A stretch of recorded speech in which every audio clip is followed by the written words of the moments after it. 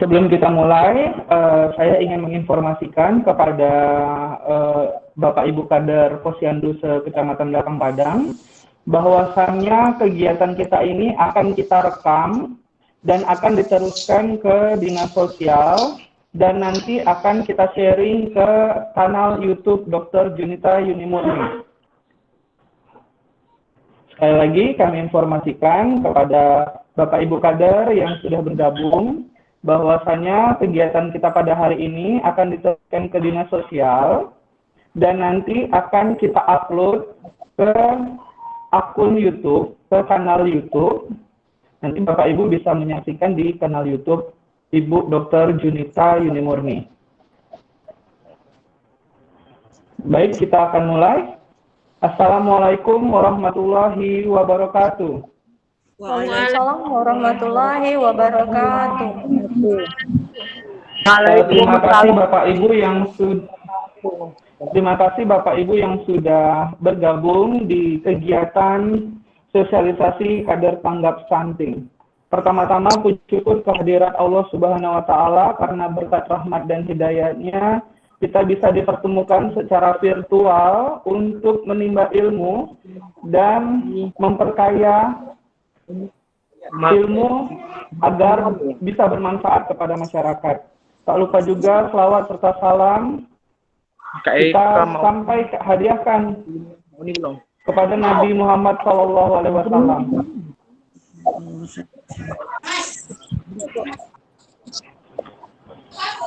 Dalam kesempatan yang berbahagia ini, Google Map lagi. Dalam kesempatan yang berbahagia ini, kita dapat dipertemukan secara virtual melalui akun Google Meet, karena dalam kondisi pandemi ini tidak ada batasan untuk kita tetap menerima ilmu dan mengupgrade diri, agar ke depan kita bisa menjadi orang-orang yang lebih baik lagi. Sosialisasi kader tanggap stunting hari ini akan disampaikan materinya oleh Ibu Dr. Junita Yunimurni. Sebelum kita mulai kegiatan ini, marilah kita berdoa menurut agama dan kepercayaan masing-masing, agar kegiatan hari ini mendapat rahmat dan berkah dari Allah Subhanahu wa taala. Berdoa dimulai.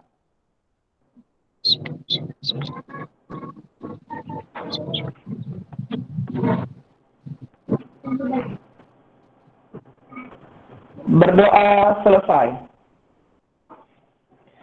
Bapak Ibu yang kami hormati, acara selanjutnya yaitu mendengarkan lagu Indonesia Raya.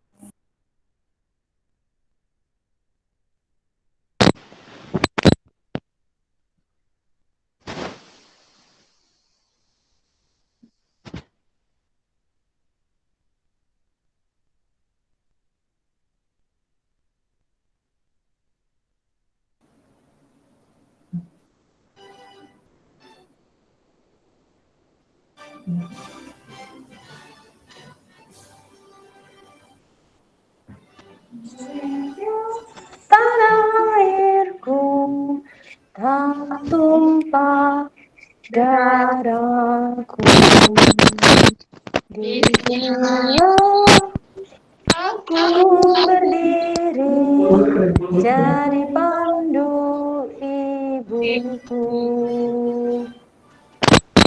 Indonesia kebangsaanku, bangsa dan tanah airku, marilah kita bersatu, Indonesia bersatu.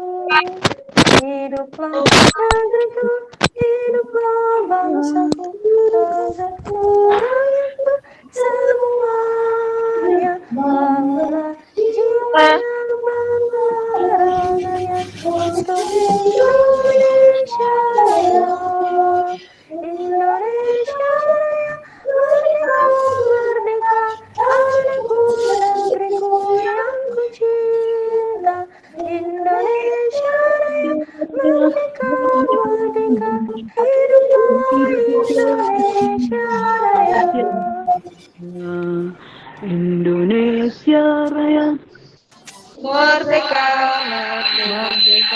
Adapun yang ku cinta, Indonesia merdeka, merdeka, hiduplah. hiduplah Indonesia.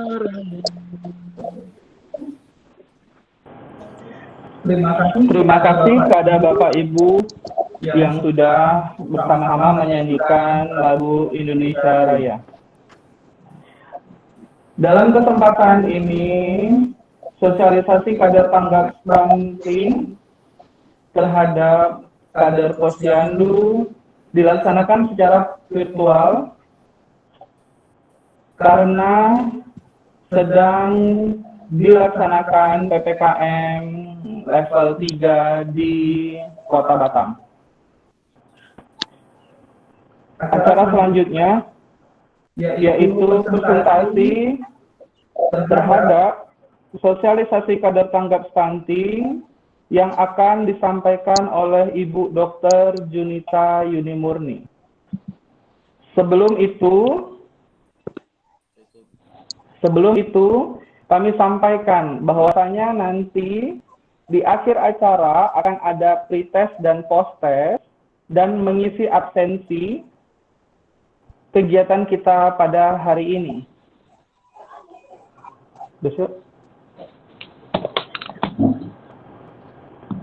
Acara selanjutnya yaitu presentasi sosialisasi kader tanggap stunting yang akan disampaikan Ibu Dr. Junita Yunimurni. Kepada Ibu Dr. Junita Yunimurni kami persilahkan.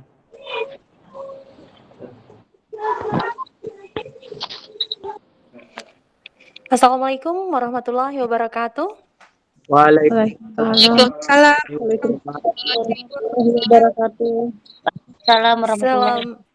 Selamat pagi ibu-ibu kader, bapak-bapak kader yang saya sayangi. Nah, salam sehat selalu buat kita semua. Semoga kita selalu dilimpahkan rahmat dan berkahnya sehingga kita pada kesempatan kali ini dapat berkumpul secara virtual. Jadi perdana ya Bu, perdana alhamdulillah terlaksana. Semoga next ke depannya akan diadakan lagi rutin. Jadi mengingat PPKM, kemudian wabah Covid yang semakin meluas. Nah, untuk kesempatan kali ini saya akan mensosialisasikan tentang kader tanggap stunting. Oke. Hari ini hari Sabtu tanggal 14 Agustus 2021. Next.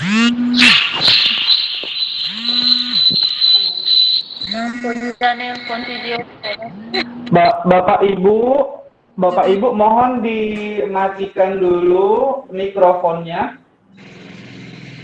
Mikrofon Bapak Ibu mohon dimatikan dulu.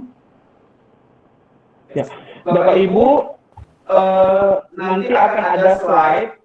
Jadi yang slide itu klik 2 kali untuk bisa melihat. Ya, yang slide-nya dari pandu itu diklik 2 kali untuk bisa melihat. Silakan Ibu Dokter.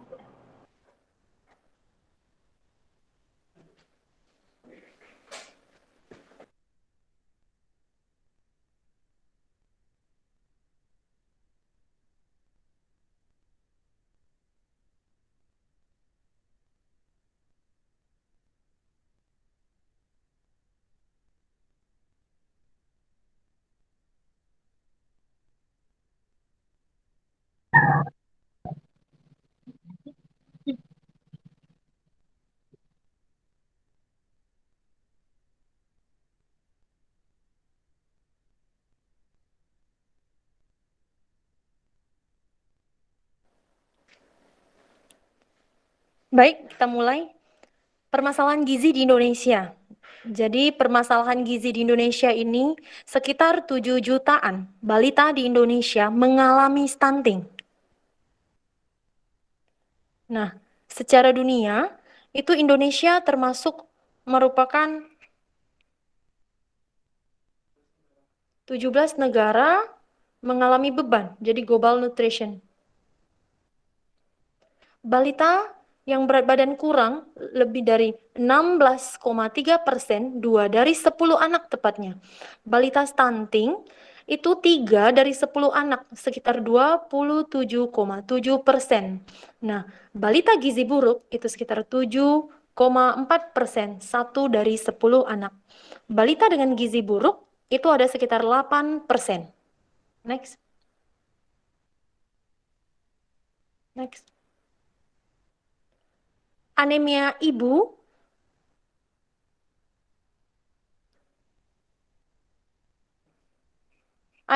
hamil itu sekitar 48,9%. Ini berdasarkan dari sumber Riskesdas 2018 di SSG. Next. Nah, sesuai dengan visi misi dari Pak Presiden terkait masalah gizi, yaitu mengembangkan sistem jaminan gizi dan tumbuh kembang anak melalui pertama yaitu mempercepat pemberian jaminan asupan gizi, kemudian yang kedua adalah memperbaiki pola asuh keluarga, yang ketiga adalah memperbaiki fasilitas air bersih dan sanitasi. Next. Berdasarkan dari RPJM bidang kesehatan 2020 sampai 2024, yaitu salah satunya adalah meningkatkan akses dan mutu pelayanan kesehatan menuju cakupan kesehatan semesta dengan penekanan pada penguatan pelayanan kesehatan dasar yaitu primary health care dan peningkatan upaya promotif dan preventif didukung oleh inovasi dan pemanfaatan teknologi. Adapun strategi RPJMN 2020 sampai 2024 yaitu salah satu adalah peningkatan kesehatan ibu, anak, KB, dan kesehatan reproduksi. Kemudian yang kedua adalah peningkatan percepatan perbaikan gizi masyarakat. Ketiga adalah peningkatan pengendalian penyakit. Keempat adalah penguatan gerakan masyarakat hidup sehat. Dan yang kelima adalah peningkatan pelayanan kesehatan dan pengawasan obat dan makanan. Next. Sasaran pokok arah kebijakan dana dan strategis rencanaan teknokratik RPJM tahun 2020 sampai 2024 yaitu termasuk adalah sasaran pokok. Di situ kelihatan bahwa angka kematian ibu per 100.000 kelahiran hidup adalah target 183. Jadi tahun 2024 diharapkan hanya 183. Nah, sementara sekarang 305.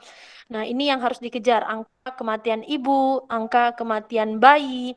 Target tahun 2024 adalah 16. Prevalensi stunting, pendek dan sangat pendek pada balita, target tahun 2024 itu adalah 14. Nah, pada saat prevalensi wasting, kurus, sangat kurus pada balita, itu diharapkan ada sekitar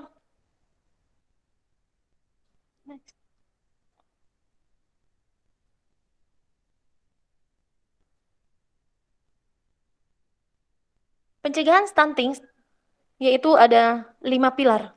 Pilar pertama yaitu komitmen dan visi pimpinan tertinggi negara. Kemudian yang kedua adalah kampanye nasional berfokus pada pemahaman, perubahan perilaku, komitmen politik, dan akuntabilitas.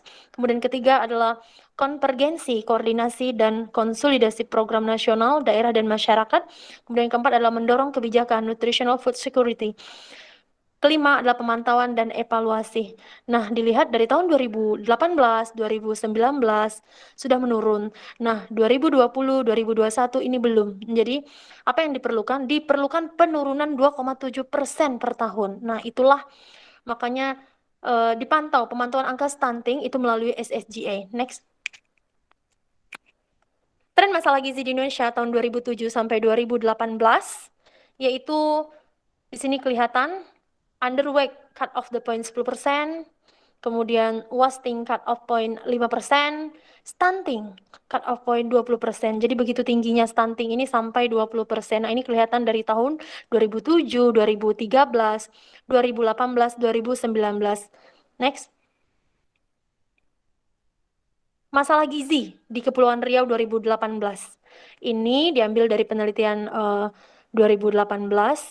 Di sini kelihatan dari berat badan kurang Kota Batam.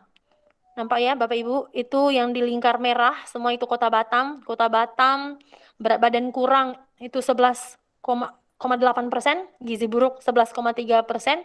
Nah, overweight, kegemukan juga, stunting. Nah, ini stunting, lumayan tinggi kan, 30,4%. Dan stunting ini terbagi dua ya, ada stunting balita, ada stunting baduta. Stunting itu merupakan hal yang sangat diperhatikan sampai sekarang masih tinggi. Next. Cakupan balita 0 sampai 59 bulan, stunting kriteria sangat pendek dan pendek menurut kelurahan di wilayah kerja UPT Puskesmas Belakang Padang tahun 2021. Di sini kelihatan, nampak ya Bapak Ibu, ini hasil dari EPPGM yang Bapak Ibu kader entry dari bulan Januari sampai bulan Juni tahun 2021 di Kecamatan Belakang Padang. Kecamatan Terong, nampak terlihat ya Bapak Ibu ya. Kelurahan Terong, maksudnya ya Kelurahan Terong, kelihatan dari bulan Januari, Februari, Maret, April, Mei, dan Juni. Pecong, tuh, Pecong kelihatan. Kasu, yang paling tinggi di sini Kasu. Kelurahan Kasu penyumbang terbanyak. Penyumbang terbanyak untuk kasus stunting, terutama di kriteria sangat pendek. Dan pendeknya, totalnya lebih kurang sekitar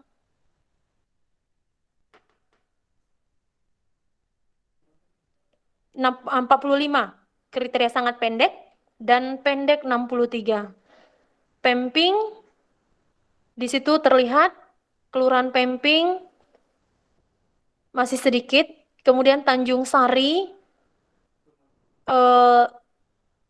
tidak terlalu tinggi, tapi untuk kriteria stunting dengan pendek itu 17 orang anak. Untuk Sekanak Raya cukup sangat memprihatinkan ya Sekanak Raya. Untuk kriteria sangat pendek itu ada total 12 dan pendek ada 39. Nah, ini menjadi PR buat kita Bapak Ibu. Next. Apa itu stunting? Bapak Ibu pasti udah tahu apa itu stunting. Nah, next. Stunting itu merupakan di sini kelihatan ada anak dengan berat badan normal menurut tinggi badan. Kemudian yang gambar B itu ada gizi buruk, berat badan lebih rendah menurut tinggi badan. Ada kriteria pendek, tinggi badan lebih rendah menurut umur. Kemudian ada gizi buruk dan pendek, di mana berat badan dan tinggi badan lebih rendah dibandingkan normal. Next. Stunting, yaitu adalah kondisi gagal tumbuh pada anak balita akibat kekurangan gizi kronis sehingga anak lebih pendek untuk usianya. Kekurangan gizi terjadi sejak bayi dalam kandungan dan pada masa awal kehidupan setelah lahir, tetapi baru tampak setelah anak berusia 2 tahun. Contoh anak stunting atau pendek. Nah, ini A, B, C, atau D? Nah, kelihatan ya Bapak Ibu? Tuh, C. C di sini kelihatan anak stunting lebih pendek dari usia seusianya. Anak 2 tahun lebih besar. Nah, di sini kelihatan ada gambar Bapak Ibu. Next. Anak yang lebih pendek. Padahal usianya sama-sama tuh, sama-sama usianya 5 tahun, tapi satu yang lebih tinggi, satu lebih pendek. Jadi usia nih, ada usia anak yang 9 tahun, ada yang lebih pendek, sama usianya semua 9 tahun, tapi ada yang lebih pendek, ada yang lebih tinggi. Next. Oke, next. Gambaran stunting pada anak sekolah. Di sini kelihatan. Jadi anak yang lebih pendek di usia sama sekolah, anak SD kelas 1. Ada yang lebih pendek seusianya. Nah, anak ini nanti dia akan mengalami gangguan psikis. Anak kok sama tinggi, kok saya usianya sama tapi kok saya lebih pendek. Next. Penyebab masalah gizi. Timbulnya masalah gizi tidak sekedar kekurangan makanan, tetapi juga karena pola asuh. Hal yang paling penting adalah kemiskinan dan kepemimpinan. Apa akar masalah? Nah, akar masalahnya pada umumnya itu karena pembangunan ekonomi, politik, sosial budaya, kemiskinan, ketahanan pangan, gizi dan pendidikan, kemudian daya beli, akses pangan, akses informasi, dan akses pelayanan. Apa itu penyebabnya secara tidak langsung? Yaitu ketersediaan dan pola konsumsi pangan, pola asuh pemberian ASI, MPASI, pola asuh psikososial, penyediaan MPASI, kebersihan dan sanitasi, dan pelayanan kesehatan ataupun kesehatan lingkungan. Penyebab langsung yaitu ada konsumsi makanan dan status infeksi. Ingat ya Ibu Bapak ya, status infeksi ini yang sering terlambat untuk diketahui. Kemudian itu akan mempengaruhi dari status gizi ibu dan anak. Next. Apa penyebab stunting? Stunting disebabkan oleh banyak faktor, multifaktoral. Next. Nah, di sini ketahuan penyebab stunting. Di sini ada faktor ibu hamil, salah satunya yaitu kurang gizi pada masa remaja, kehamilan dan laktasi. Ibu pendek juga salah satu jadi faktor penyebab stunting. Tapi ini tidak ada penelitian secara ini ya Bapak Ibu. Ibu pendek dalam artian pendek di bawah 150. Sebenarnya tidak ada penelitian, belum. Jadi pendek, orang tua pendek, anak apakah ikut pendek, itu merupakan faktor paling terakhir. Tapi di sini dicantumkan karena jikalau dalam suatu keluarga itu sudah bagus sanitasinya, udah bagus pola asuhnya, udah bagus ekonominya, udah bagus pendidikannya, udah bagus lingkungannya. Nah, kriteria untuk genetik tepatnya ya. Jadi kalau ibu pendek, anak pendek, bisa nggak?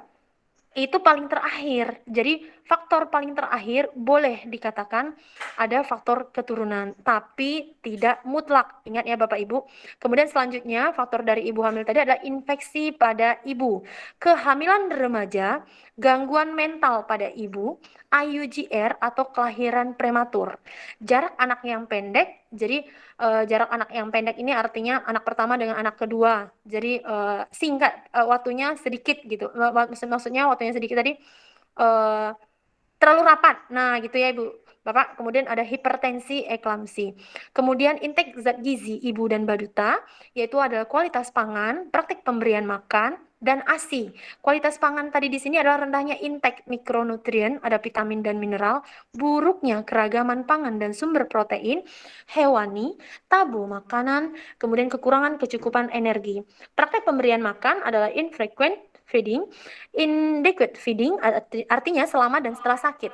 Kekurangan intake, kuantitas, dan kualitas. ASI yaitu tidak ASI eksklusif dan tidak IMD, inisiasi menyusui dini. Infeksi penyakit. Saluran cerna pada umumnya yang paling sering untuk kasus anak adalah diare, amoebiasis, dan kecacingan. Infeksi saluran nafas juga merupakan salah satu yang patut dicurigai apakah ISPA atau pneumonia, malaria, HIV/AIDS, tuberkulosis, atau infeksi yang menurunkan nafsu makan. Kemudian faktor lingkungan, yaitu faktor lingkungan dan balita yang kurang, kemudian ada pola asuh yang jelek, sanitasi yang jelek, ketahanan pangan keluarga yang jelek, pendidikan ibu pengasuh yang rendah, dan faktor ekonomi, pemberdayaan ekonomi keluarga, dan akses modal, akses kesehatan yaitu akses Yankes bermutu, kemudian pendidikan adalah akses kualitas guru, jalan infrastruktur, jalan, listrik, komunikasi, budaya, norma, kepercayaan, status wanita, sistem pangan yaitu pertanian, food safety, lingkungan adalah perumahan, air bersih, bencana, dan iklim. Next. Nah, next. Faktor penyebab stunting, faktor pertama yaitu yang paling ini adalah praktek pengasuhan yang tidak baik. Apa itu? Yaitu di sini berdasarkan dari prevalensi stunting pada balita Indonesia berdasarkan Riskesdas tahun 2007, prevalensi stunting di antara balita kelompok termiskin sangat tinggi, tapi pada kelompok terkaya juga tinggi.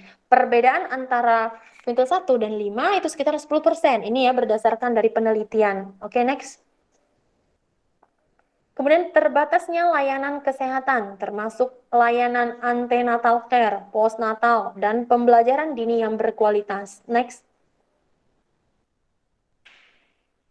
Nah, ini kelihatan ya Bapak Ibu, distribusi proporsi kepemilikan buku KIA. Jadi, adanya tidak pemilik buku KIA aja itu kelihatan. Jadi, dari data, di situ nampak kalau yang tidak memiliki buku KIA itu hampir 30%. Yang tidak dapat menunjukkan buku KIA, jadi ibu hamil nih nggak punya buku KIA, itu ada 10%. Kemudian ada ibu hamil yang memiliki buku KIA itu 60%. Next. Kecenderungan proporsi tempat persalinan pada perempuan umur 10 sampai 49 tahun itu berdasarkan penelitian itu ibu yang melahirkan. Jadi di rumah itu lebih tinggi, lebih rendah sekarang tahun 2013 itu kelihatan bahwa masih ada ibu yang melahirkan di rumah dengan persentase 29,6%. Tahun 2018 sudah menurun sekitar 16,7% di rumah. Tapi kita berharap untuk persalinan itu dilakukan di fasilitas kesehatan. Nah, di sini angka kelihatan 2013 66,7% dan 2018 79,3%. Next. Distribusi proporsi kepemilikan buku KIA. Next. Faktor penyebab stunting yang ketiga, yaitu kurangnya akses ke makanan bergizi. Kenapa? Itu terlihat dari 1000 hari pertama kehidupan. Jadi 270 hari, 9 bulan masa kehamilan, sampai lahirnya bayi gitu ya. Jadi ini nanti menentukan apakah bayi ini akan lahir dengan berat badan 250 gram, atau bayi itu pendek, atau ini berhubungan dengan pembentukan otak dan organ lain. Next.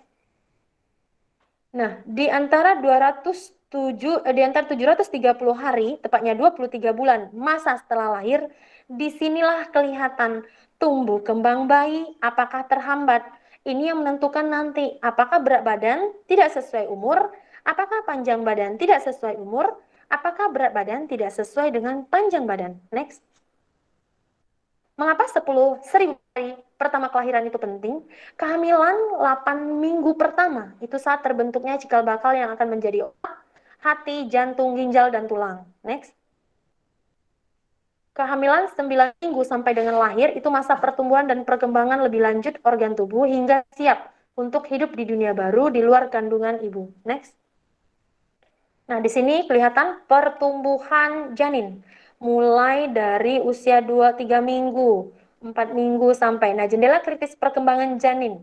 8 minggu pertama sejak pembuahan terjadi pembentukan semua cikal bakal organ tubuh. Ingat ya Bapak Ibu, dari 8 minggu pertama itu sudah terbentuk semua cikal bakal organ tubuh. Di situ, kemudian nanti yang berkembang. Perkembangan itu penting. Sebagian organ berlanjut sampai akhir kehamilan. Hingga terjadinya perkembangan pada saat anak itu berlanjut, sudah lahir, sampai hingga 2 tahun pertama kehidupan. Next.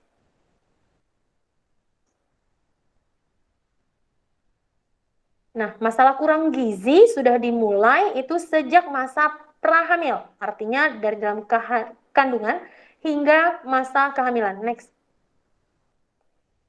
Proporsi risiko kurang energi kronis pada wanita usia subur menurut provinsi tahun 2018 di sini kelihatan bahwa ini masih tinggi Bapak Ibu untuk WUS hamil 17,3% dan WUS tidak hamil itu adalah 14,5%. Next. Nah, wanita usia subur KEK ini kelihatan paling lumayan ya, Kota Batam itu ada 13,5%. Di sini Karimun, Bintan, Kabupaten Natuna, Kabupaten Lingga, Kabupaten Kepulauan Anambas, kemudian Kota Tanjung Pinang, dan Kepulauan Riau secara keseluruhan itu masih tinggi ya, 13,4%. Ini diambil dari data Riskesdas tahun 2018. Next. Proporsi risiko kurang energi kronis pada wanita usia subur tahun 2007-2018 itu kelihatan di sini dari hamil, tidak hamil, ini berdasarkan usia tepatnya, dari usia 15 sampai 19 tahun. Tuh nampak tinggi sekali usia 15 sampai dengan 19 tahun. Jadi masih tinggi untuk wanita usia subur yang hamil di usia di bawah 20 tahun. Next. Cakupan tablet tambah darah yang diperoleh remaja putri dan ibu hamil ini juga sangat berperan penting untuk pencegahan dari stunting. Remaja putri yang mendapatkan tablet tambah darah, nah di sini kelihatan bahwa 76,2%. Yang tidak itu ada 2,38%. Ibu hamil yang mendapatkan tablet tambah darah itu masih sama 73,2% dengan angka yang tidaknya 26,8%. Oke, next.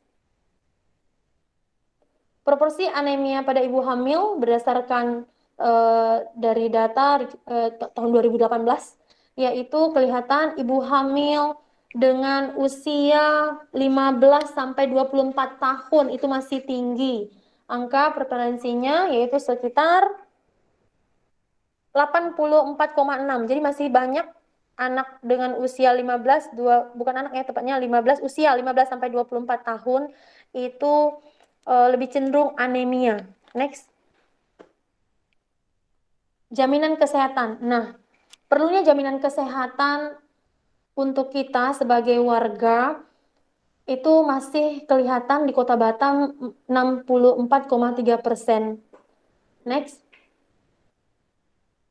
Nah, Fasiankes, di sini data kelihatan data per kabupaten. Kabupaten Karimun yang Fasiankes Kota Batam kita lihat 84,9%. Untuk KN1 Kota Batam itu sekitar 80,8%. Dan untuk target imunisasi Kota Batam yaitu 60,7%. Next. Faktor penyebab stunting. Yang keempat adalah kurangnya akses ke air bersih dan sanitasi. Next. Nah, anak akan menderita infeksi jikalau akses terhadap air bersih masih kurang. Kenapa? Karena infeksi ini akan berulang. Apa yang akan disebabkan? Yaitu cenderungnya adalah penyakit diare, ispa. Dampak stunting, next. Dampak stunting menyebabkan terjadinya proses 3G. Apa itu Bapak Ibu? Gagal tumbuh, gagal kembang, dan gangguan metabolisme tubuh. Gagal tumbuh itu ada berat lahir rendah, kecil, pendek, kurus, atau daya tahan rendah, dan mudah sakit.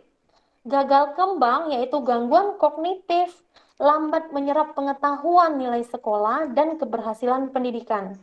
Gangguan metabolisme tubuh berisiko gemuk dan terkena penyakit tidak menular. Next. Nah, 30,8% atau sekitar 7 jutaan balita Indonesia mengalami stunting. Banyak ya Bapak Ibu tuh, 7 juta. Kemudian, apa yang harus diinikan? Next. Nah, semakin meningkatnya ya Bapak Ibu, stunting menimbulkan kerugian ekonomi negara berdasarkan 2 sampai dengan 3% dari produk domestik bruto.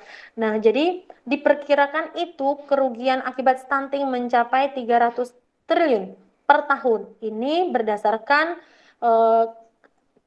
ini ya, Kepala Bappenas Stunting Summit itu penelitian tanggal 8/3/2018. Jadi investasi menurunkan stunting berpotensi dapat mencapai keuntungan 48 kali lipat. Jadi kalau seandainya kita turunkan angka stunting, artinya kita bisa untung 48 kali lipat.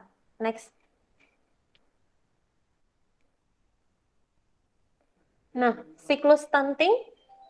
Adapun siklus stunting, tadi ada bayi BBLR, bumil kek, kemudian ada anak stunting, kemudian remaja putri kurang gizi. Jadi kalau anak itu udah stunting, artinya nanti dia akan melahirkan, dia nanti akan menjadi anak remaja yang pendek, yang stunting, nanti akan pada saat dia hamil, anak remaja itu akan menjadi ibu dengan kekurangan energi kalori, jadi kurang gizi ibunya. Nanti anak yang nanti ibu bumil yang kek tadi nanti akan melahirkan juga anak bayi berat badan lahir rendah. Nah, itulah terus yang menjadi kayak model lingkaran setan. Itu yang dibilang. Nah, tadi kesimpulannya stunting itu merupakan siklus yang terus-menerus. Jika tidak segera diatasi, maka akan terus berlanjut sampai kapan? Sampai 3 generasi. Next.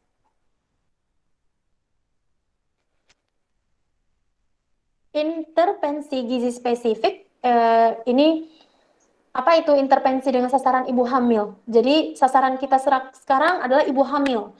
Pertama, memberikan makanan tambahan pada ibu hamil untuk mengurangi kekurangan energi dan protein. Kemudian yang kedua yaitu mengatasi kekurangan zat besi dan asam folat. Kemudian yang ketiga adalah mengatasi kekurangan iodium. Yang keempat, menanggulangi kecacingan pada ibu hamil. Kemudian yang kelima, melindungi ibu hamil dari malaria. Kemudian ada intervensi untuk sasaran ibu menyusui dan anak usia 0 sampai dengan 6 bulan, yaitu mendorong inisiasi menyusui dini, pemberian ASI, terutama yang kolostrum. Tahu ya Bapak Ibu kolostrum apa? Kolostrum itu ASI yang pertama kali keluar dari puting ibunya, itu yang harus jangan dibuang. Kalau pada orang bilang harus dibuang. Jadi tidak boleh dibuang ya Bapak Ibu, itu malah lebih bagus. Yang pertama kali keluar itu harus dikasih ke anaknya. Kemudian yang kedua itu adalah mendorong pemberian ASI eksklusif.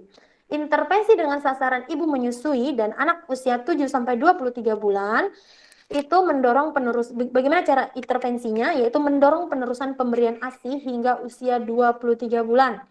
Didampingi oleh pemberian makanan MPASI, makanan tambahan ASI yang berkualitas. Kemudian yang kedua, menyediakan obat cacing. Ingat ya Bapak Ibu, obat cacing hanya diberikan pada saat anak usia 2 tahun.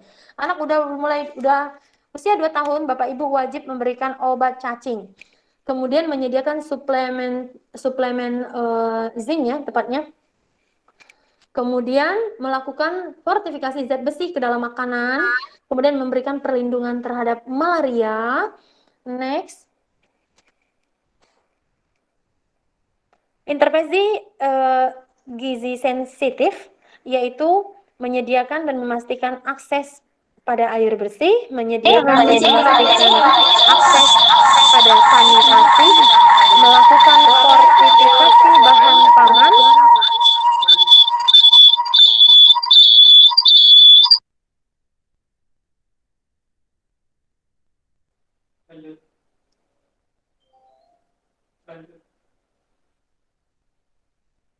intervensi gizi sensitif, kemudian menyediakan bantuan dan jaminan sosial keluarga miskin, meningkatkan ketahanan pangan dan gizi. Intervensi gizi sensitif ini banyak ya, ada sini salah satu mulai dari yang paling penting itu 3 hal. Yang pertama yaitu menyediakan dan memastikan akses pada air bersih, menyediakan dan memastikan akses pada sanitasi, melakukan fortifikasi bahan pangan. Kemudian menyediakan akses pada layanan kesehatan, menyediakan jaminan kesehatan nasional, jaminan persalinan universal, memberikan pendidikan pengasuhan pada orang tua, memberikan pendidikan anak usia dini universal, dan pendidikan masyarakat. Next.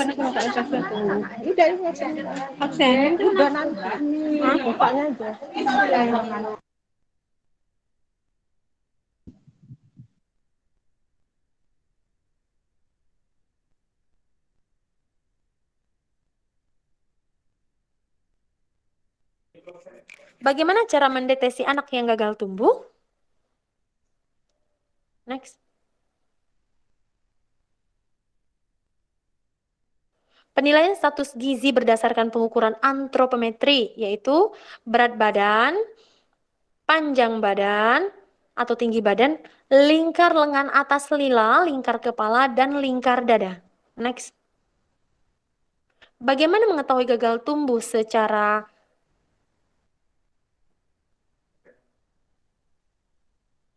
yaitu cek berat badan per umur, yaitu screening awal 1 kali tidak naik, 2 kali tidak naik. Nah, di sini nanti kelihatan apakah berat badan kurang, berat badan sangat kurang. Kemudian cek tinggi badan per umur, yaitu untuk menentukan kurang gizi kronik. Apakah nanti kriteria sangat pendek atau pendek. Cek berat badan per tinggi badan di sini untuk menentukan apakah gizi buruk, gizi kurang, untuk menentukan kurang gizinya akut. Jadi apakah perlu makanan padat gizi supaya tubuh memanjang? Jawabannya tentu tidak. Bagaimana mengetahui gagal tumbuh? Next. Secara dini, sudah tadi ya Bapak Ibu, next. Beberapa hal yang harus diperhatikan dalam melakukan pengukuran antropometri. Ini yang paling sering diperhatikan ya Bapak Ibu. Pertama adalah ketersediaan alat ukur. Ada nggak alat ukur di posyandu? validasi alat ukur, kemudian keterampilan sumber daya manusia yang mengukur. Jadi, 1 senti saja salah kita mengukur itu sangat menentukan kriteria dari status gizi anak tersebut. Nampak ya Bapak Ibu, ini salah ya mengukurnya dari anaknya nggak berdiri. Kenapa salah? Karena anaknya digendong, anaknya rewel. Jadi bagaimana caranya? Mungkin salah satunya ditidurkan. Jadi jangan digendong seperti ini Bapak Ibu. Jadi salah ya. Next.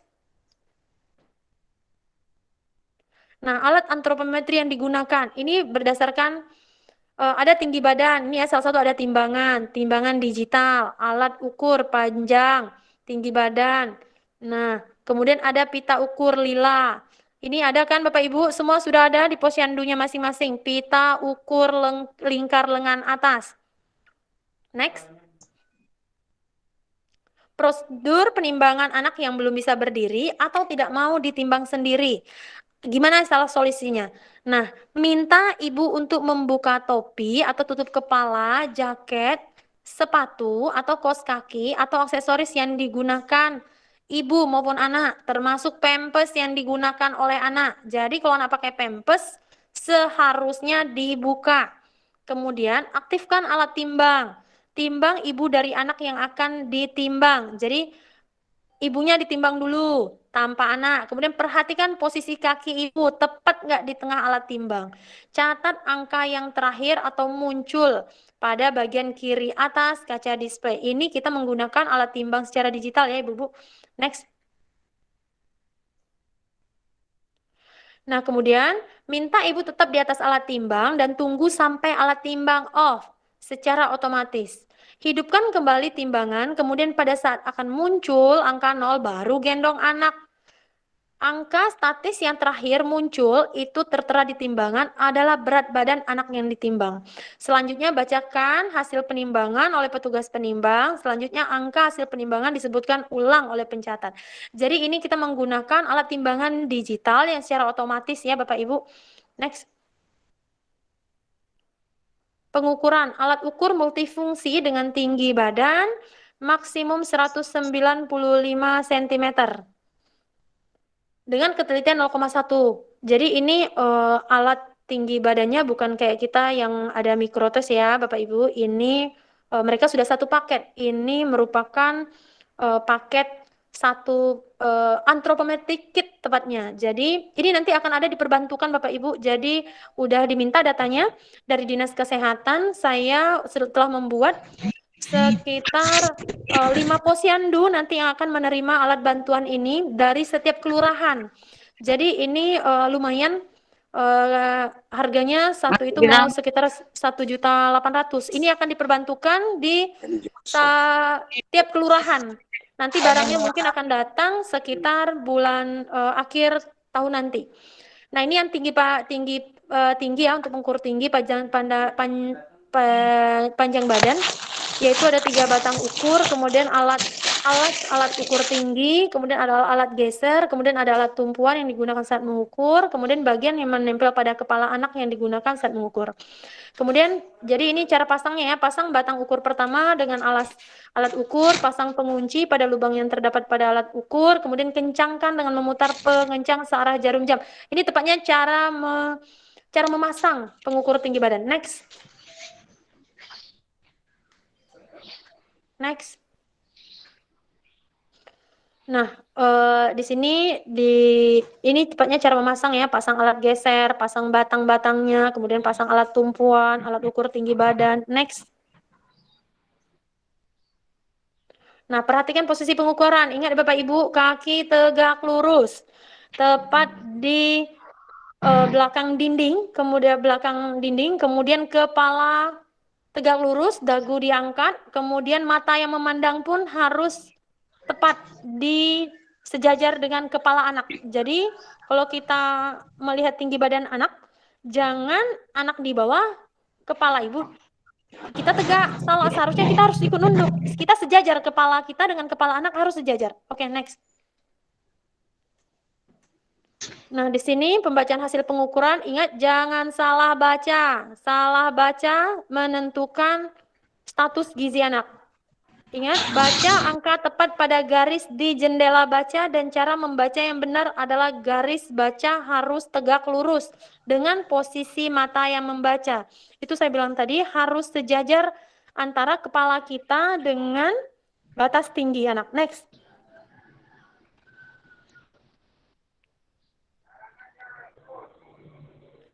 Posisi kepala, punggung, pantat, betis, tumit harus menempel pada batang alat ukur, sedikitnya 3 bagian tubuh yang menempel, terutama punggung, pantat, dan betis. Pandangan harus lurus ke depan. Next. Nah, di sini terlihat ya, cara ukur, ini alat tinggi yang model baru ya Bapak Ibu. Jadi ini sudah terpasang dengan benar. Next.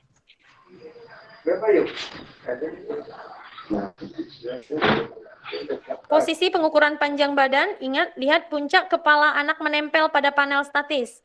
Garis imajiner dari titik cuping telinga ke ujung mata tegak lurus dengan lantai tepat anak dibaringkan. Kemudian lihat Bapak Ibu, kaki menempel. Posisi kedua telapak kaki tegak lurus. Jadi jangan jinjit, nggak boleh jinjit. Tumit juga tidak boleh. Ini harus berada di tengah ke kaki. Posisi kedua telapak kaki tegak lurus saat menempel rapat pada alat geser. Jika tidak memungkinkan, kedua telapak kaki anak. Ibu, ini posisi ideal pada saat pengukuran panjang badan. Nah, seperti ini ya Bapak Ibu. Lihat ya, kalau anaknya rewel terpaksa harus dipegang, kepala tegak lurus, kaki pun dipegang. Ibu dapat membantu memegang anak agar anak tidak rewel. Menggerakkan alat geser dan membaca skala harus dilakukan dengan cepat, karena anak biasanya sering bergerak. Nah, di sini alat deteksi dini risiko stunting, ini namanya tikar. Jadi ada namanya food. Ini salah satunya, ini sejenis tikar. Mudah-mudahan alat ini akan sudah saya usulkan lebih kurang sekitar 33 setiap posyandu akan dapat mudah-mudahan terrealisasi. Ini namanya tikar stunting. Jadi dia sejenis karpet, sejenis tikar, nanti anak akan dibaringkan. Nah, di situ nanti akan kelihatan. Jadi petugas kesehatan untuk dicek dengan standar. Oke, next. Tabel standar status gizi umur 0 sampai 23 bulan. Nah, ini tabelnya ya Bapak Ibu. Ini sama dengan yang ada di buku antropometri. Next. Next. Apa peran kader? Nah, ini yang paling penting. Apa peran kader dalam meningkatkan gizi keluarga? Next. Peran kader posyandu sebagai bagian dari PKK adalah pertama, PKK merupakan sebagai gerakan nasional dalam pembangunan untuk tumbuh dan berkembang dari bawah dengan pengelolaan dari, oleh, dan untuk masyarakat menuju terwujudnya keluarga sejahtera. Kemudian tujuan dari gerakan PKK adalah memberdayakan keluarga dalam meningkatkan kesejahteraan lahir dan batin. Sasaran gerakan PKK adalah keluarga di pedesaan, perkotaan yang perlu ditingkatkan kemampuan dan kepribadiannya secara mental dan fisik. Salah satu tugas Pokja 3 PKK adalah mengelola program pangan, sandang, perumahan, dan tata laksana rumah tangga termasuk mengupayakan ketahanan pangan di tingkat keluarga. Kader posyandu adalah motor penggerak program peningkatan ketahanan pangan. Kader posyandu merupakan binaan PKK. Next. Kader itu berkewajiban untuk melaksanakan kegiatan-kegiatan yang berkenaan dengan ketahanan pangan. Meningkatkan penganekaragaman tanaman pangan dalam upaya peningkatan gizi keluarga menuju keluarga yang berkualitas, membudayakan pola konsumsi pangan yang beraneka ragam, berimbang, aman atau B2SA dalam jumlah dan komposisi yang cukup guna memenuhi kebutuhan gizi untuk mendukung hidup yang sehat, aktif, dan produktif. Apabila ketahanan pangan keluarga kuat, maka kebutuhan gizi keluarga akan terjamin sehingga hidup dapat sehat dan optimal. Mengusahakan pemanfaatan lahan atau pekarangan minimal untuk pemenuhan kebutuhan pangan keluarga. Next. Nah, kader posyandu dapat berperan dalam pemanfaatan pekarangan. Dapat berupa lumbung hidup. Pekarangan dapat ditanami dengan tanaman yang mengandung karbohidrat. Apa itu? bisa jadi jagung ataupun umbi-umbian gitu ya Bapak Ibu. Warung hidup. Jadi sebagian lahan dapat ditanami dengan sayuran dan buah-buahan. Apotek hidup. Sebagian lahan dapat ditanami tanaman toga. Peternakan atau sebagian lahan dapat dimanfaatkan untuk beternak. Perikanan atau sebagian lahan dimanfaatkan untuk budidaya ikan. Dan tabungan. Sebagian halaman ditanami dengan tanaman yang bernilai ekonomi tinggi.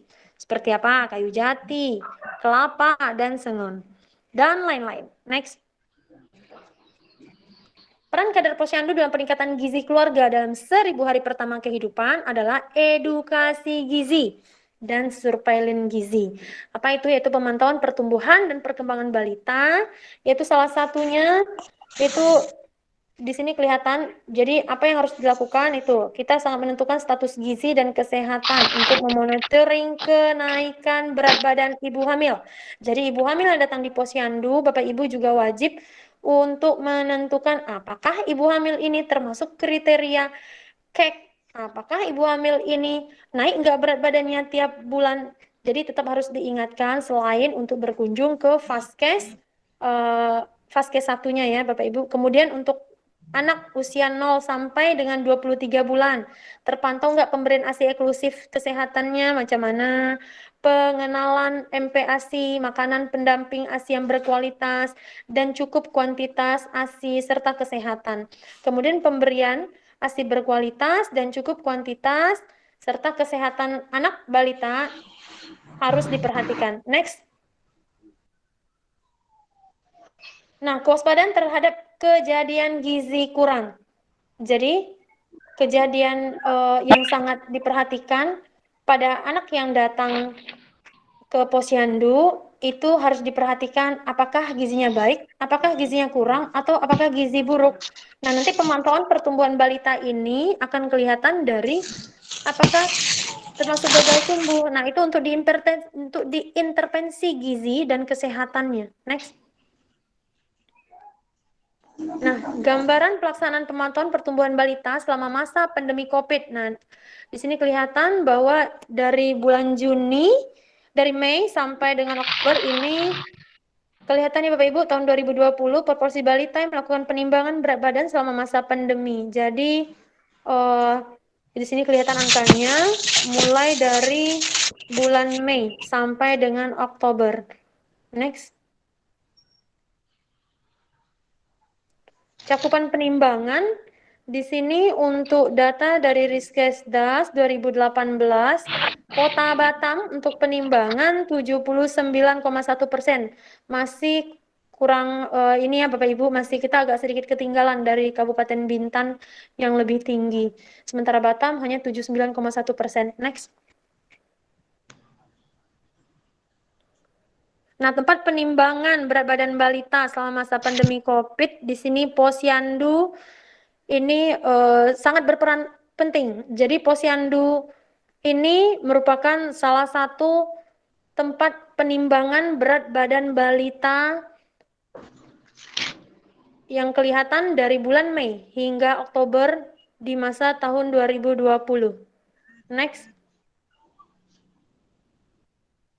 Proporsi frekuensi penimbangan berat badan dan pengukuran bayi balita ini berdasarkan penelitian dari Riskesda ya. Next. Nah, sekian Bapak Ibu dari saya untuk stunting. Semoga bermanfaat. Kita kembalikan ke moderator. Terima kasih Ibu Dr. Junita Yunimurni yang sudah menyampaikan sosialisasi untuk kader tanggap stunting. Jadi Bapak Ibu kader yang hadir pada hari ini secara virtual maupun kader posyandu yang lainnya yang hadir secara virtual, nanti mohon disampaikan materi ini kepada yang mungkin tidak hadir secara virtual pada hari ini karena mungkin ada berhalangan atau gangguan teknis lainnya. Ini materinya sangat bermanfaat ya Ibu, bagaimana kita bisa melihat kondisi stunting di wilayah Kecamatan Belakang Padang sendiri. Masih banyak yang masih banyak kasus sangat pendek dan pendek yang tadi sudah dipaparkan oleh Ibu Dr. Junita Yuni Murni, terutama yang perlu ditekankan adalah untuk di Kelurahan Kasu. Tapi tidak hanya di Kasu saja, di kelurahan-kelurahan lain juga masih menyumbang angka stunting untuk wilayah kerja Kecamatan Belakang Padang. Nah, Bapak Ibu, jika ada yang ingin bertanya, silakan lambaikan tangannya. Di situ ada tombol tangan, telapak tangan. Silakan lambaikan telapak tangannya. Nanti di open mic-nya, dibuka mic-nya untuk bertanya. Kita akan adakan sesi tanya jawab untuk 3 orang penanya sebelum kita tutup kegiatan hari ini. Silakan Ibu Tri Anggraini. Oh, maaf ya, sorry. Assalamualaikum warahmatullahi wabarakatuh. Waalaikumsalam warahmatullahi wabarakatuh. Terima kasih Pak Ardi sebagai moderator. Selamat pagi. Assalamualaikum sama Ibu Junita Dr. Junita. Maaf, email saya itu email anak saya tadi ini. Saya Elianti Sumarni. Ya, Ibu Elianti. Kan ada 3 tabir posyandu lagi, Ibu Somel, Ibu Wati, kami terlambat tadi. Materi yang pertama kami tidak melihat, tapi kami mohon nanti pagi kirim materinya. Baik, Bu. Nah, yang kami Nanti tanyakan, slide presentasinya akan kami kirimkan setelah ini. terima kasih. Yang akan kami tanyakan, Ibu Betul, tadi masalah cara penimbangan ya. Kemarin saya menimbang kemarin, yang permasalahan yang pertama anak itu suka rewel, memutuskan tidak akurat ya. Yang kedua, kita sewaktu kita anak-anak kadang-kadang mau bukain sepatunya lah, mau bukain kunci dan kita cantik ke posyandu dibuka lagi. Yang jadi masalah betul tadi itu pampers. Apa salah dengar? Apa itu pampers itu untuk dibuka waktu penimbangan atau pengukuran? Itu aja Ibu, terima kasih. Oke, baik Ibu. Terima kasih Ibu Elianti Sumarni dari kader Posyandu Nusa Indah, Sekanak Raya. Ada lagi yang ingin bertanya, silakan dilambaikan tangannya. Ibu Yulis, silakan Bu Yulis, open mic-nya. Ibu Elianti Sumarni, mohon dimatikan mic-nya ya. Ibu Juliwanti, silakan Bu Juliwanti. Open mic-nya, Bu. Iya, terima kasih Pak Ardi kesempatannya untuk memberikan pertanyaan. Bertanya sedikit ini Pak, apakah anak stunting itu identik dengan pendek Pak? Ataupun anak yang pendek? Apakah anak yang pendek itu selalu identik dengan stunting? Yang pendek identik dengan stunting ya Bu ya? Selalu dikatakan stunting, iya.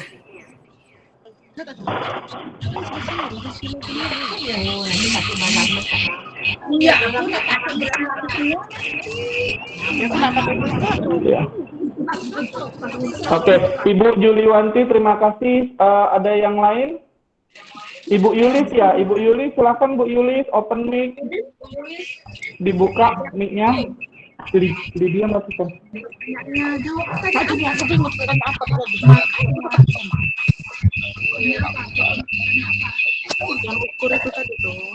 Tanya aja.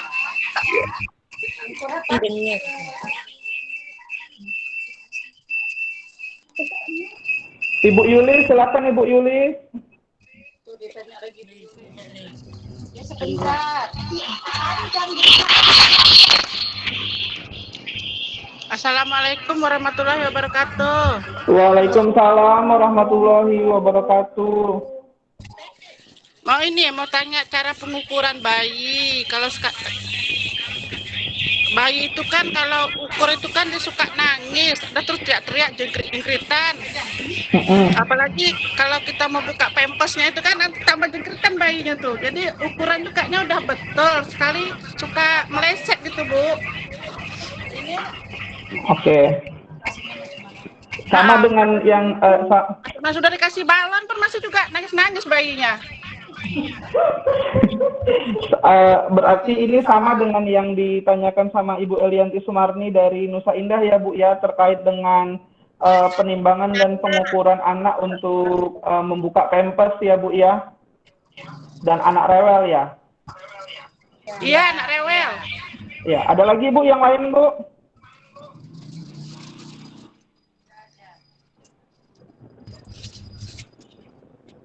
Ada lagi yang lain? Oke, itu saja ya Bu. Terima kasih Ibu Yulis. Matikan.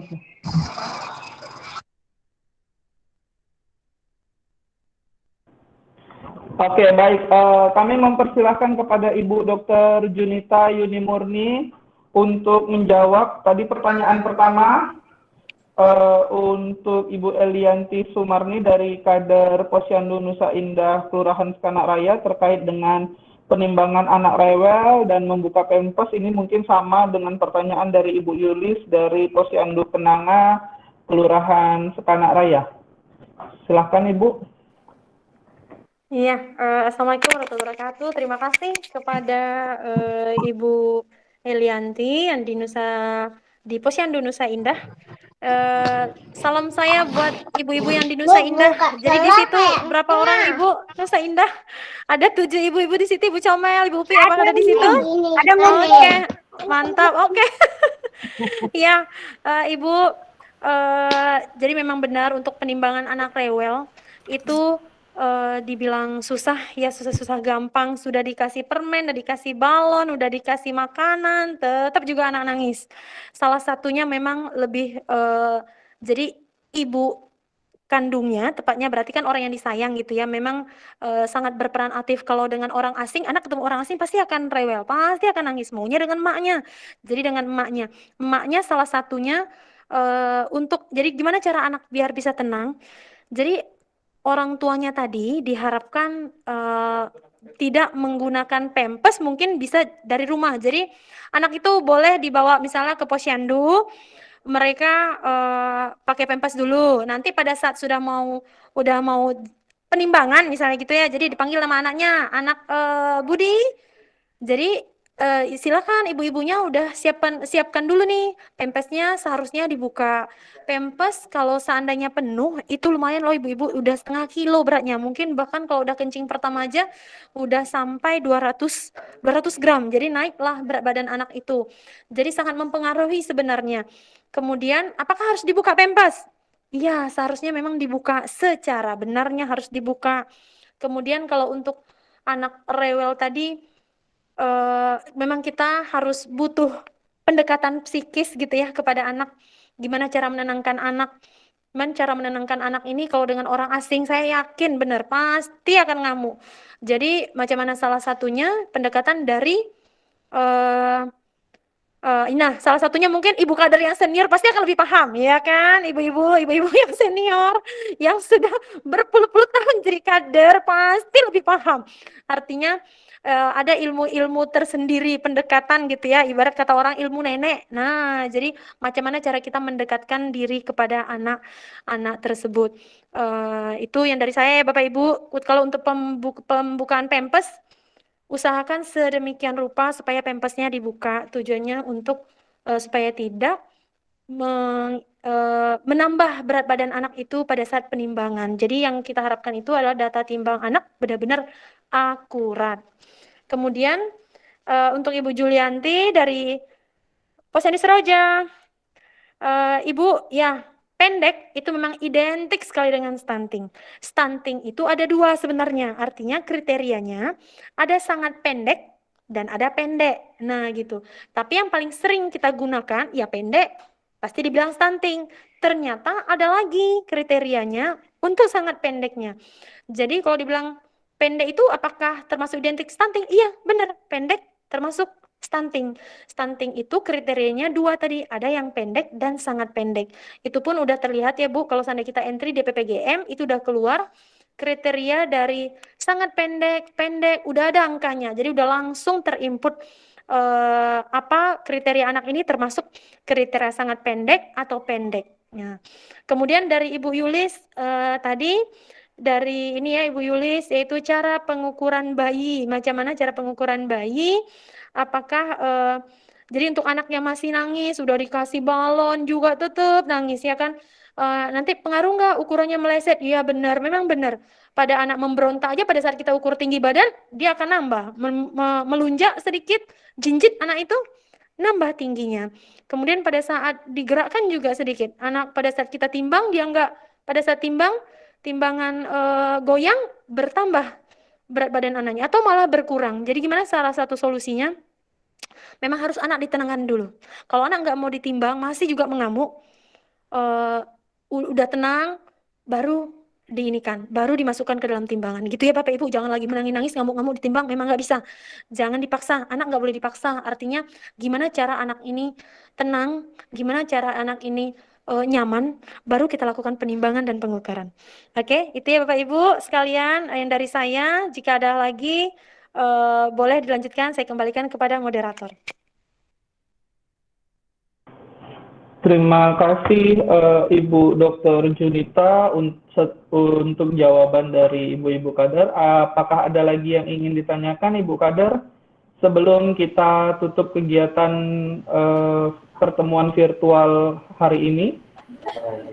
Maaf Pak Ardi. Razizek, silakan. Nyambung yang pendek tadi.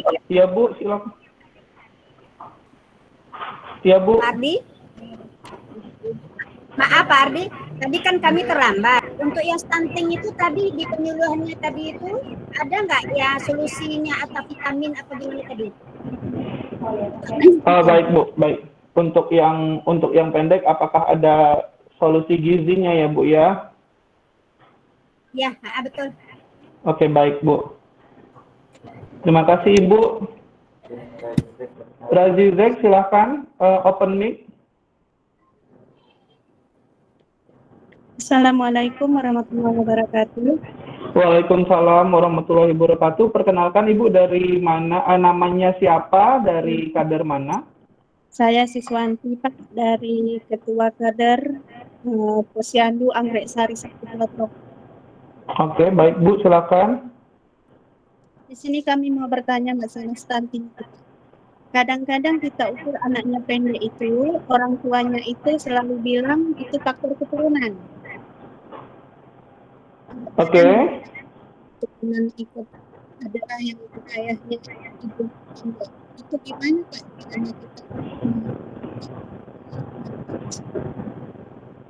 Pak? Jadi setelah diukur, ketika kita sampaikan kepada orang tuanya bahwasanya anaknya pendek atau sangat pendek, selalu disampaikan alasan dari orang tuanya itu bahwasanya faktor keturunan ya Bu ya? Iya. Ya, jadi yang ingin Ibu tanyakan bagaimana solusi untuk menyampaikan ini? Apakah memang ada faktor keturunan ya dari untuk masalah stunting ini? Baik Ibu Siswanti dari Anggrek Sari 1 Pulau Trung ya Bu ya? Iya. Iya, terima kasih Ibu. Ada lagi yang ingin bertanya? Matikan kan.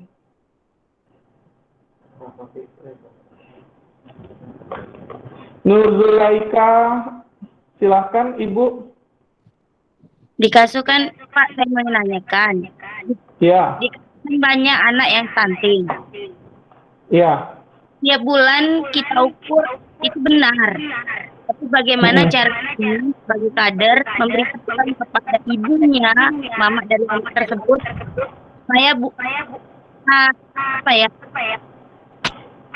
solusinya lah untuk kita memberitahu bahwa ini itu.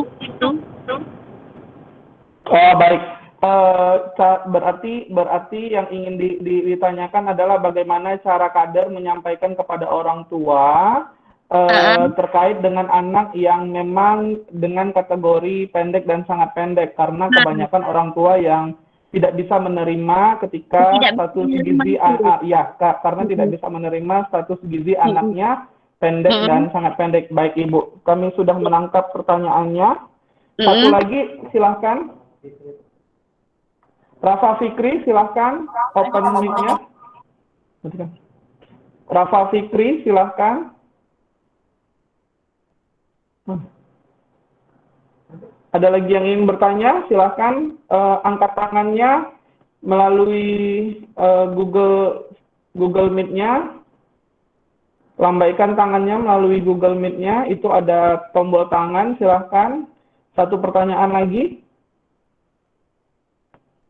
Tidak ada? Tidak ada ya? Oke, baik. Kalau gitu langsung saja kami serahkan ke Ibu Dr. Jenita Yuni Murni untuk menjawab dua pertanyaan tadi dari Pulau Terung. Terima kasih Ibu yang dari Pulau Terung sudah bergabung jauh-jauh dari Pulau Terung. Terus juga Ibu dari Kasu, Ibu Kader dari Pulau Kasu. Kepada Ibu. Baik, terima kasih. Tadi menanggapi masalah solusi stunting ya, Ibu, yang dari Nusa Indah ya. Jadi stunting memang benar solusinya apakah ada dari gizi. Nah, untuk anak-anak di bawah usia 6 bulan Bapak Ibu, itu solusinya untuk vitamin kan tidak ada gitu ya, dalam artian kalau anak udah di bawah 6 bulan udah termasuk kriteria pendek atau 6 pendek, itu yang dikencangkan apa? Yang dikencangkan itu adalah tetap ASI-nya. ASI-nya yang nomor 1 berperan. Itu kalau untuk anak di usia 6 bulan. Ingat ya Bapak Ibu, jadi memang kita yang harus bersosialisasi, kita yang harus bercuap-cuap, artinya tetap mengedukasi tidak bosan-bosannya kita sebagai kader, yaitu perpanjangan tangan kami ya, tangan kesehatan, Bapak Ibu lah yang berhubungan langsung dengan orang tua si bayi dan balita yang stunting tadi, tetap diinformasikan kepada orang tuanya untuk memberikan ASI eksklusif kepada anak tersebut jikalau anak berusia 0 sampai dengan 6 bulan. Di atas 6 bulan sampai dengan 23 bulan, jadi artinya 6 sampai dengan 23 bulan, itu tetap didukung dengan ASI dan makanan pendamping ASI yang berkualitas. Artinya berkualitas, tercukupin kebutuhan mikronutrien dan makronutriennya, di mana itu ya tetap ada nutrisinya ya Bapak Ibu ya. Nah, kalau dari gizi itu salah satunya ada mikro tambahan seperti ini Bapak Ibu. Nah, nih ada vitamin, ini vitamin bubu udah pernah ya yang di Kasu kalau nggak salah pernah dapat ini ya pada saat kita turun, pada saat survei dengan orang dinas kesehatan. Tepatnya stunting juga ya, pada saat bulan Februari kita ada turun di Pulau Kasu ke Posyandu Melati 7. Ini ada diberikan mikronutrien untuk usia 6 sampai dengan 23 bulan. Nah, jikalau ada memang nanti ini usia anak 6 sampai dengan 23 bulan yang mengalami gagal tumbuh, artinya udah termasuk kriteria Bapak Ibu, artinya termasuk kriteria apakah dia gizi kurang dengan stunting ataupun gizi buruk ataupun gizi gagal tumbuh, pokoknya udah termasuk salah satu kriteria dari status gizi, itu boleh dihubungin saya, nanti masukkan ke grup kita ada ya Bu ya, grup sosial ini, grup untuk masalah stunting. Jadi artinya anak yang stunting, Bapak Ibu boleh dimasukkan ke grup WA yang telah saya buat. Jika ada anak yang bermasalah tersebut dimasukkan dan dilaporkan, nanti kita akan edukasi, sosialisasi dengan pemberian vitamin ini ya Bapak Ibu ya, mikronutriennya. Kemudian yang dari Pulau Trong ya, terima kasih untuk Anggrek Sari 1, salam sayang saya untuk semua kader yang di Pulau Trong ya, Anggrek Sari 1. Nah, ini bagaimana untuk mengedukasi orang tua ya, orang tua apakah ada faktor keturunan gitu ya, faktor keturunan, benar ya Bapak Ibu. Dari penelitian, tepatnya kalau dari penelitian itu sebenarnya tidak ada yang menyatakan jikalau anak pendek karena orang tuanya pendek, itu tidak ada. Tapi dari ibu hamil, jadi ibu nih, ibu hamil, ternyata ibunya itu pendek, dia tingginya di bawah 150, contoh 146, pendek, hamil, itu bisa menyebabkan anak ini lahir nanti jadi berat badan lahir rendah, jadi BBLR. Artinya itu pengaruh nggak kalau seandainya emaknya pendek, anaknya ikut pendek? Secara penelitian tidak. Jadi kalau seandainya satu faktor keturunan itu sudah ada, artinya udah terdeteksi gitu ya, itu di luar dari pola asuh. Jadi kalau pola asuhnya udah baik, ternyata ekonominya udah mapan, pendidikan mak bapaknya bagus, makannya tercukupin, anaknya cukup gizinya bersih, lingkungan sanitasinya bagus, semua ekonomi bagus. Ternyata nggak ada lagi faktor yang lain. Nah, salah satu benar faktor ibu hamil yang pendek pada saat di bawah ukuran tinggi badan 150 cm itu termasuk kriteria faktor yang mempengaruhi anak bisa menyebabkan pendek. Benar sekali Ibu. Jadi ada nggak kalau secara dibilang penelitian sampai detik ini pun profesor pun bilang tak ada faktor anak orang tua pendek, anak jadi pendek, tak ada faktor seperti itu. Anak mau tinggi, ya bisa dibentuk dari awal kehamilan. Nah seperti itu. Jadi tidak ada ya Bapak Ibu ya, hanya di penelitian. Jadi kenapa dibilang kok bisa pendek anak dari orang tua pendek? Yaitu tadi karena ibunya hamil dengan tinggi badan yang rendah di bawah 150 cm itu bisa termasuk kriteria anak itu lahir nanti jadi risiko berat badan lahir rendah di bawah 250 gram. Anak yang di bawah lahir 2.500 gram, 2,5 kilo gitu ya, 2,5 kilo, itu beresiko nanti anak ini bisa jadi pendek. Jadi anak yang dengan prematur, anak yang dengan dia lahir nggak cukup bulannya, dia lahir nggak cukup berat badannya, bisa resiko untuk terjadinya stunting. Bukan hanya stunting Bapak Ibu, nanti bisa ke gagal yang lain, apakah gizi kurang atau nanti jadi gizi buruk. Nah, jadi kita berharap jangan sampai anak itu yang tadi sudah terdeteksi usia 0 sampai 6 bulan ternyata sudah terdeteksi dia udah masuk nih resiko stunting dengan kriteria pendek. Jangan sampai anak itu menjadi sangat pendek atau jangan sampai anak ini terimbas ke faktor gizi kurang atau bahkan nanti jadi gizi buruk. Nah, itu tugas kita sebagai kader, tugas kita sebagai orang kesehatan mensosialisasikan tercukupnya kebutuhan gizi dari anak-anak ini. Memang sulit sekali karena stunting ini memang benar dia faktornya multifaktoral. Jadi bukan hanya dari satu sisi, apakah kecukupan dari makanan, anak ini pola asuhnya seperti apa, anak ini bagaimana sanitasinya, bagaimana lingkungannya, kebersihannya, atau memang ada infeksi ternyata di badan anak tadi. Ada penyakit tapi yang tidak tahu, kita semua tidak tahu. Nah, itu ya Bapak Ibu. Kemudian dari Nur Zulaika tadi, ya Kasu, yaitu Kasu Melati 7 ya. Jadi bagaimana kita memberikan sosialisasi untuk menyampaikan kepada orang tua dengan anak yang terdiagnosis stunting gitu ya. Memang benar sulit mereka menerima. Anak saya kok dibilang pendek, anak saya kok dibilang sangat pendek, kok anak saya dibilang stunting. Nah, itu memang pendekatannya harus benar-benar ngomongnya baik-baik. Kalau kita ngomong baik, mungkin kita pun, orang tua pun bisa nerima. Bu, anak ibu pendek nih, kenapa tak naik-naik? Nah, tak bisa pula macam itu, Bu. Jadi harus benar-benar kita pendekatan. Bu, ini untuk bulan ini kriteria anak ibu, tapi tetap harus dikasih tahu ya Bapak Ibu. Jadi hasil penimbangan mereka tetap kita informasikan, Bu. Ini penimbangan anak ibu bulan ini kurang. Bu, tinggi badan anak ibu bulan ini tidak naik, Bu. Jadi usahakan lagi ya, Bu. Usahakan bulan depan harus naik. Usahakan bulan depan tinggi badannya bertambah. Nah, itu tergantung kita lagi sosialisasinya seperti apa. Ya, Bapak Ibu ya. Jadi memang harus penyampaian yang dengan baik, penyampaian yang dengan halus, tutur kata yang lembut, itu nanti akan membuat jadi hati yang menerima pun jadi tenang.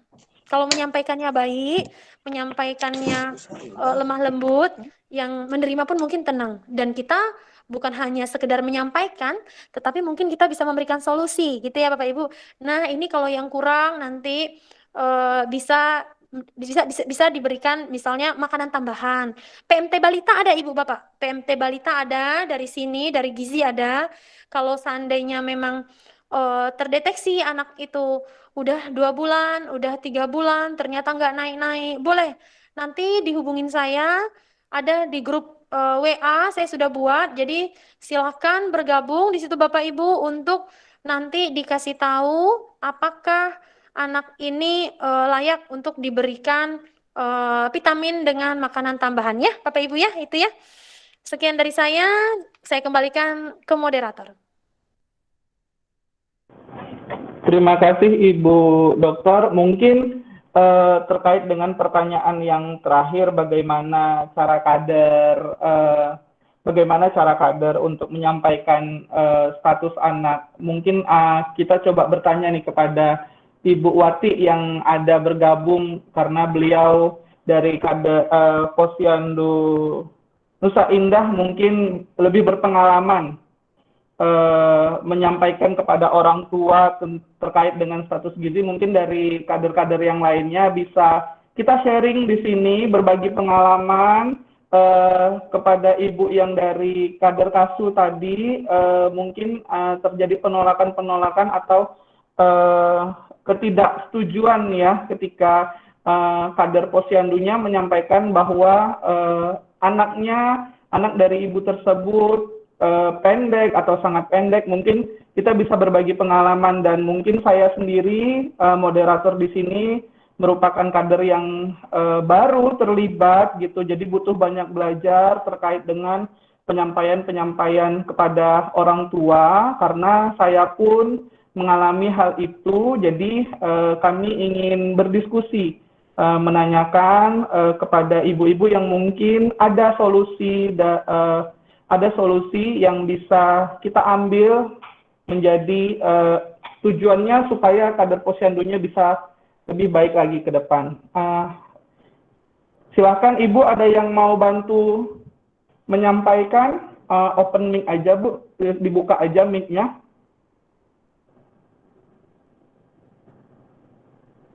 Dari kader, ini saya lihat ada dari kader Nusa Indah atau dari kader-kader pulau yang lain. Silahkan Bu untuk kita berdiskusi, berbagi pengalaman, berbagi cerita.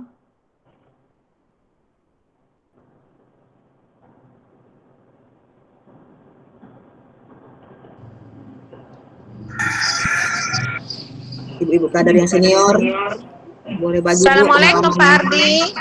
Waalaikumsalam, ada Ibu Juwarni. Waalaikumsalam dari kader Nusa Indah. Silahkan Bu. Kalau pengalaman saya, kalau anak nangis itu kita butuh dulu lah, kita kasih mainan kita kasih makanan biar dia tenang, baru kita timbang. Hanya itu aja sih pengalamannya. Kalau orang tua yang tidak bisa menerima anaknya disampaikan status. Cuman ini Pak Ardi ya, mengenai kita ini yang harus membuka Pampers itu, sepertinya orang tua tak setuju. Oke. Oke, makasih, itu saja. Belum Bu, yang terkait dengan penyampaian kepada orang tua bagaimana Bu? Kalau anaknya pendek, kita sampaikannya bagaimana gitu.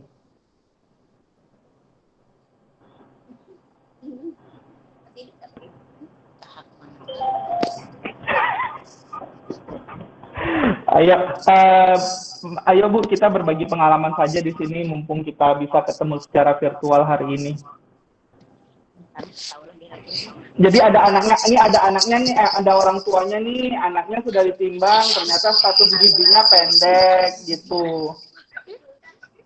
Kadang-kadang kan kalau di pulau mungkin banyak yang tidak terima ya ketika disampaikan, ya orang tua mana sih yang bisa terima gitu. Tapi kan kita sebagai kader kan tetap harus menyampaikan status gizi anaknya gitu. Silakan Bu, mohon dibantu. Oke, Pak Ardi. Sebenarnya Neng mau melanjutkan ngomong lagi, cuma salah kepencet nih, maaf. Nggak apa-apa Bu, kita baru pertama jadi berlima di sini. nggak apa-apa Bu. Lagi jadi nggak jadi ngomong. Jadi Ya, tidak apa-apa Bu. Nggak dijawab tadinya tadi. Jadi maaf, Ya. saya mewakili. Tak apa Bu, kita sama-sama belajar di sini. Ini juga pertemuan virtual kita yang pertama. Mudah-mudahan kalau ini lancar, ke depan kita bisa melaksanakan secara virtual lagi untuk meningkatkan kapasitas kita sebagai kader Posyandu agar lebih baik lagi dalam pemantauan gizinya gitu. Jadi sharing antara yang kita yang belum, mungkin ada yang belum begitu berpengalaman dengan yang berpengalaman. Jadi kita sama-sama belajar gitu ya, karena kan tidak semuanya di kampung kita sendiri tidak semuanya sama kasusnya gitu. Ada yang kasusnya berbeda, mungkin ada yang kasusnya sama. Jadi kita berbagi cerita, berbagi pengalaman untuk meningkatkan kapasitas kita menjadi kader Posyandu yang lebih baik lagi. Ada cerita Bu yang ingin disampaikan terkait dengan bagaimana cara kader Posyandu untuk menyampaikan status gizi. Kalau anaknya pendek kepada orang tua gitu, kadang-kadang kan terjadi penolakan, nanti takutnya orang tuanya tidak mau lagi datang ke Posyandu menimbangkan anaknya, gitu. Ya, Ada pengalaman Bu? Ada. Ya Bu Dokter, teman-teman semuanya, kemarin memang ada pengalaman waktu itu kan Bu Dokter beserta tim dari Batam turun ya. Kami dapat pengalaman sekali di situ, dengan tersinggung berat orang tua, sampai ada orang tua tuh semuanya repot-repot lah sepanjang jalan. Ini memang ini sebagian memang yang ada yang dalaman. Tapi itu pun tidak disengaja. Yang kita ngomong tadi kan masih tapi ya diterimanya beda ya. Waktu itu kan stunting anak itu stunting. Tapi salah satu kader kalau cara penyampaian langsung bilangnya orang tuanya tersinggung, tapi alhamdulillah ketuanya bersama teman-teman langsung memberikan ke orang tua bagaimana itu kan diceritakan lah stunting itu apa, ibunya apa, dampaknya apa ke usia dulu ya. Jadi akhirnya memang di sini mendekatkan kita dengan orang tua. Alhamdulillah sekarang datang hadir. Alhamdulillah. Itu yang pertama. Yang kedua, masalah tadi anak rewel itu ketua kami bersama berita yang lain cuma betul. Gula-gula dan kedua atau di Posyandu. Pernah kemarin tahun berapa ya anak menimbang itu kan sampai 3 tahun. Nah, ini gitu kan. Kami sediakan dengan bermacam-macam membawa balon ke gula-gula. Alhamdulillah kemarin ya semakin umur anak itu bertambah semakin ada juga perubahan. Ya tetap tiap bulan tidak ada pernah absen kecuali kalau ada tertentu aja lah ada masalah. Mengenai ya Pampers tadi ya saya rasa mungkin untuk kedepannya memang ini kita kan baru tahu nih Bapak ini baru tahu nih ya Bu Dokter ya Bu Dokter baru kemarin kan kami nggak tahu itu Pampers harus dibuka. Kalau memang iya Pampers dibuka mungkin iyalah kami mungkin ini kader 7 nih mungkin memang siap sedia lah mungkin agaknya ya dari awal mungkin ada dulu salah satu kader mungkin di tempat khusus menyampaikan orang tua bagaimana cara berbicaranya dengan lemah lembut dengan apanya rayunya mungkin ya mungkin di situ bisa berhasil tapi kalau memang kita tidak bagi tugas mungkin ini tak akan tercapai gitu mungkin langsung nyelonok Bu buka Pampers ya tak mungkin ya. Nah, jadi mungkin itu solusi kita mungkin alhamdulillah ada beberapa kalau memang yang lain khususkan di penyambutan minta maaf dulu Pampers kalau bisa tapi memang kalau dapat sebelum kita menimbang kita bicara yang apa namanya aja artinya kelamaan buka nanti kan simpul di ayunan kan malah lebih repot ya Bu ya. Ya mungkin ini rencana kami lah mungkin ya nanti kalau memang itu bulan depan kami tanggal 3 mulai nimbang lagi mungkin ada salah satu kader khusus itu pas namanya mau dipanggil mohon dikasih penjelasan dulu dengan orang tua. Mungkin itu solusi kami. Baik. Itu kurang. Assalamualaikum warahmatullahi wabarakatuh. Waalaikumsalam warahmatullahi Warahmatullahi wabarakatuh. wabarakatuh. Sudah jelas ya Ibu Nur Zulaikha dari Pulau Kasu. Itulah mungkin sedikit saran dari Ya, kader lainnya yang mungkin sudah lebih berpengalaman dalam masalah kader penimbangan di posyandunya. Ada lagi Ibu sebelum kita tutup 2 menit lagi. Ibu Fatimah silakan. Ibu Fatimah silakan. Warahmatullahi wabarakatuh. Waalaikumsalam warahmatullahi wabarakatuh. Ini dari kader Mawar, boleh dipanggil Anggi saja ya, biar mau ada. Siapa Bu namanya Bu? Anggi. Anggi ya, oke. Kalau misalnya ada balik yang terdireksi, saran aja ya penambahan gitu. Terdireksi 11 stunting kan ada seperti yang kita bilang perkembangan nggak pasar ngomongnya gitu kan. Dan satu lagi kita harus milih ternyata kita kasih tahu kan kita harus melihat jangan kasih tahunya itu dalam kondisi ramai, itu yang menyebabkan beberapa orang kita menerima. Itu tambahan kalau kamu memberitahu anak itu bahwa terjadi stunting dan lain-lain, kita harus memberitahunya mungkin cuma tes atau di depan umum. Terima kasih. Oh ya. Terima kasih Ibu Anggi dari Posyandu Mawar. Mawar ini di Batu Gajah ya? Iya. Oh ya, baik Ibu Anggi, terima kasih sharingnya tadi.